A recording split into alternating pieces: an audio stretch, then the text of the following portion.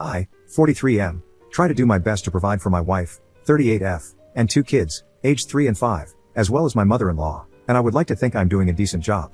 Over the years, I have worked to improve our family's living situation. Not only did I complete another bachelor's and, recently, a master's in a STEM-related degree, but I also worked 2 full-time jobs while completing my second bachelor's and put my wife through school as well. She completed a degree where she could make good money, 60-70K a year, in a healthcare field that always has jobs available. However, with the birth of our 2 kids, she has since given up on her career to be a stay-at-home mom for the time being. At first, it was a struggle while I was finishing up my master's. Once I completed it and our youngest turned 3, my career took a jump up, now 150K with bonuses, and we are now able to afford our single-income household in a more feasible manner. We're far from rich, but we do okay for a single-income family of 4. This past year, life was overwhelming for my wife, so even though I now work 75% from home, I budgeted to hire a daytime nanny to help her around the house with 1 child while the other is in school. My day starts every day around 5:30 to 6 a.m. I get the house ready for the day before the nanny comes at 8 a.m. I get our oldest up and ready for school, make breakfast, plan out my day, bring our oldest to school, and be home in time to let the nanny in. My most recent task at work has me grounded for the next 2 months, meaning I am now 100% working from home. While this is nice, I am busy in meetings all day as my role manages teams on a global scale and I oversee projects for my industry. For the past 1.5 months, I realized that, despite my wife saying her life is stressful at home, she starts her day at 10 a.m. I asked my mother-in-law and the nanny if this was always the case after a week or so of working from home, and they both responded more or less that sometimes she starts earlier, sometimes later. My wife literally wakes up, cooks, and then scrolls through her phone or shops from home, which brings me to my gripe. I am glad I am able to provide her that sort of life since we both grew up lacking in means. I understand the possibility of postpartum depression, the stress of having kids, the feeling of being unfulfilled, and the fact that I might be a lousy husband. But for what it's worth, everything is taken care of and then some. I manage the household finances, because she claimed she was too busy to do so, pay all the household bills, pay my own personal bills, pay her bills, track and perform all the upkeep of our house appliances, cars, pets, etc. And I also help pay for my mother-in-law's medical bills and car note. But apparently, my life is on easy street compared to hers. I can't decompress to her because it seems like she always feels the need to one-up me. I had a bad day, but she had it worse because I'm lucky I got to go away and work. My feet hurt from walking all day during work travel, but that's nothing compared to her standing and cooking with a child clinging to her.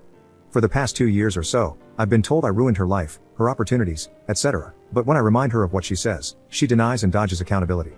My mother-in-law has taken me aside and stated she's noticed a change in both myself and my wife. I have a greater attachment to my kids, and I've hugged the dogs and talked to them more about my life than to my wife. I honestly feel like I am in emotional survival mode as I'm 1 step from moving up the career ladder and 1 step away from finding love and comfort at the bottom of a whiskey bottle. I'm sure I'll be hearing from the manly men of Reddit about how I'm simping, but I'm not a machine. I just want to know and feel that someone I prioritize, aside from my kids, appreciates and loves me for what I do. I'm sure I'll hear from the stay-at-home moms of Reddit, which is fine. I grew up in a single-parent household with my mother.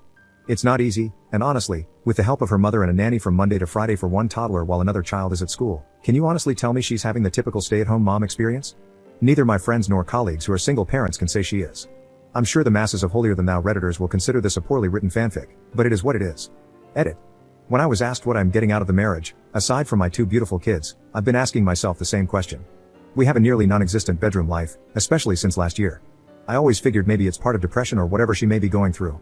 Maybe I'm just not attractive enough or horrible in bed because of my health conditions. I'm not a supermodel husband, but temptation and opportunity do knock, and I can still perform.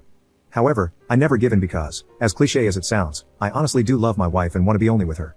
I'll give credit where credit is due, as I don't want to sound biased. When I say she wakes up and cooks, she cooks for everyone in the house, myself, the kids, my mother-in-law, and even the nanny. Aside from breakfast, she cooks all meals and snacks.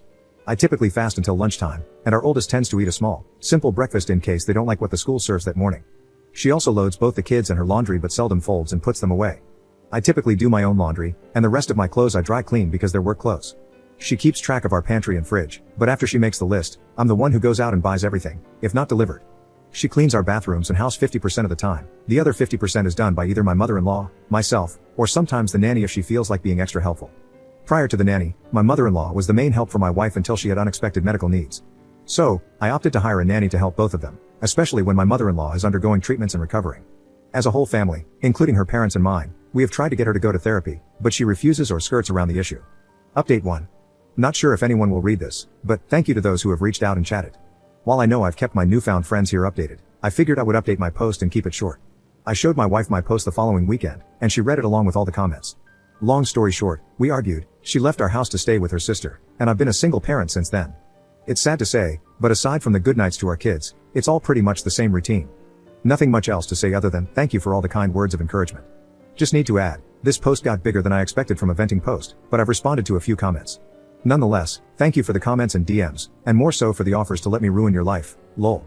It's been the highlight of my day and night as I sit here drinking with my dog while everyone else is asleep. It feels depressingly sad that I have to turn to random internet strangers for some sort of validation in my rant. Update 2. I just wanted to update those who have been kind enough to check up via DM and comments on my situation from 2 months ago.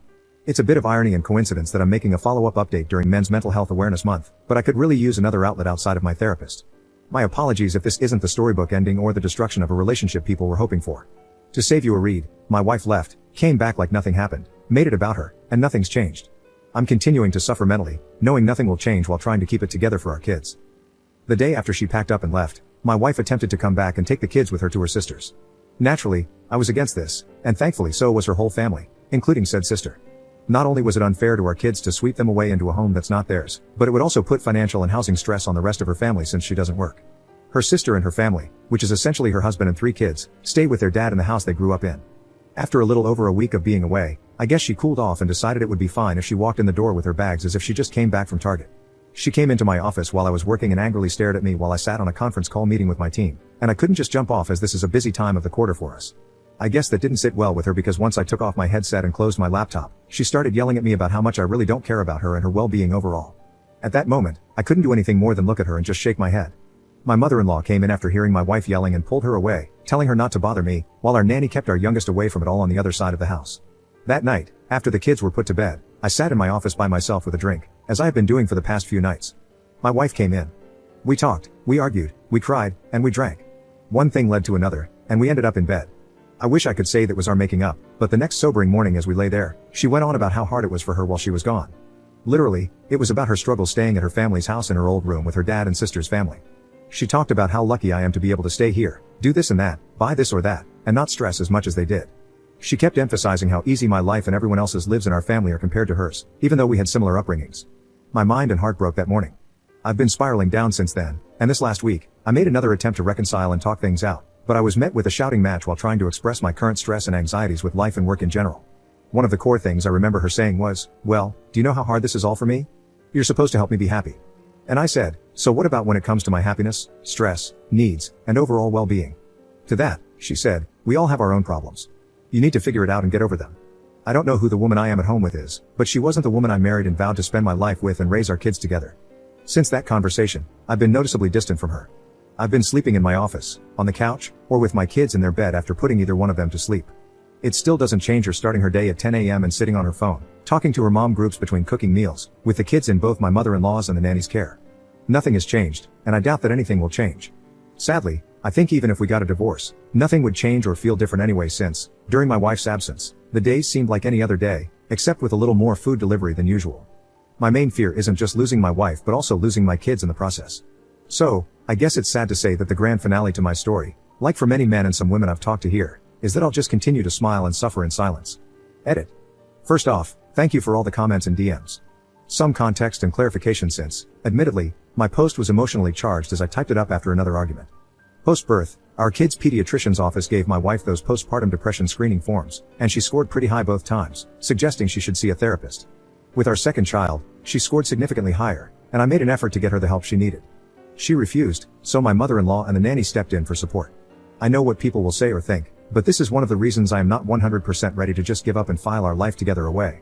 Also, I know silently suffering in the near and long run of our kids' future will not add to a healthy atmosphere, but neither would a bitter and hate-filled divorce.